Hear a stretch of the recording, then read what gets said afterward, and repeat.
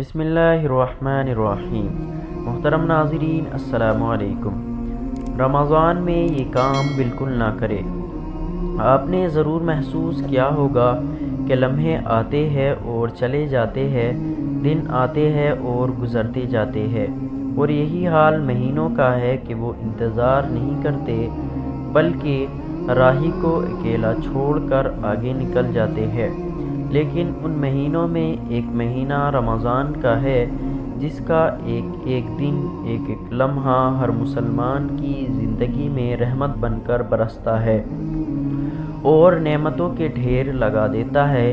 یہی وجہ ہے کہ انسان مسجد کی طرف کھنچا چلا جاتا ہے اور شیطان کے سب کیے کرائے پر پانی پھیر دیتا ہے۔ لیکن کچھ لوگوں کے لیے یہ مہینہ عام مہینوں کی طرح ہی رہتا ہے۔ اس کی وجہ یہ ہے کہ اس مہینے میں خاص حکم جو اللہ تعالیٰ کے ہوتے ہیں ان پر عمل نہ کرنا، جیسے روزہ اور تراویح چھوڑ دی، اور جن چیزوں سے اللہ نے روکا ہے ان پر ڈھیڑائی کے ساتھ چلتے رہے، یا روزہ رکھ رہے ہیں اور تراویح بھی پڑھ رہے ہیں لیکن ان تمام گناہوں سے نہیں بچ رہے ہیں جن سے بچے بغیر روزے کا مقصد حاصل ہو ہی نہیں سکتا۔ آپ خود دیکھ لیں، اس مہینے میں کھانا جو حلال تھا کچھ وقت کے لیے اس کو بھی حرام کر دیا گیا، تو جو چیزیں پہلے سے ہی حرام ہیں ان کا تو اب ڈبل نقصان ہوگا۔ تو یہاں پر میں ایک کام آپ کو بتا رہا ہوں، اگر آپ اس کا عہد کر لیں تو یقیناً آپ اس رمضان میں انقلاب لے آئیں گے اور روزے کا جو اصل مقصد ہے تقویٰ حاصل کرنا، اس کی طرف قدم بڑھا دیں گے اور پچھلے مہینوں کے مقابلے اس مہینے میں تبدیلی محسوس کریں گے۔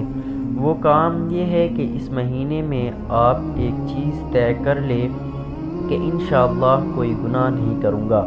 نمبر 1، وہ گناہ جو آنکھوں سے ہوتے ہیں، جیسے بد نظری کرنا، نامحرم کو دیکھنا، یعنی جن کو دیکھنا شریعت نے منع کیا ہے، سامنے ہو یا اسکرین وغیرہ پر، تو آپ یہ طے کر لیں کہ آنکھ غلط جگہ نہیں جائے گی۔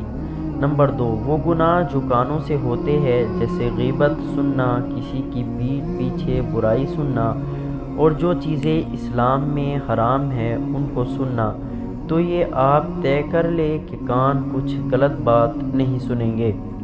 نمبر 3، وہ گناہ جو زبان سے ہوتے ہیں، جیسے گالی گلوچ کرنا، جھوٹ بولنا، کسی کی بے عزتی کرنا، کسی کو تکلیف دینے والے جملے کہنا، جھوٹی قسم کھانا، تو آپ یہ طے کر لیں کہ زبان کچھ غلط بات نہیں بولے گی۔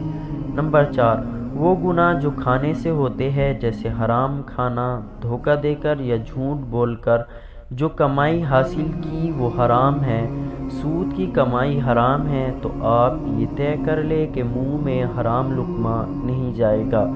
اگر آپ پورے مہینے تمام گناہوں سے بچ گئے تو مبارک ہو کہ یہ رمضان آپ کے لیے حشر میں عذاب سے بچانے میں مددگار ثابت ہوگا۔ اللہ ہم سب کو عمل کی توفیق عطا فرمائے۔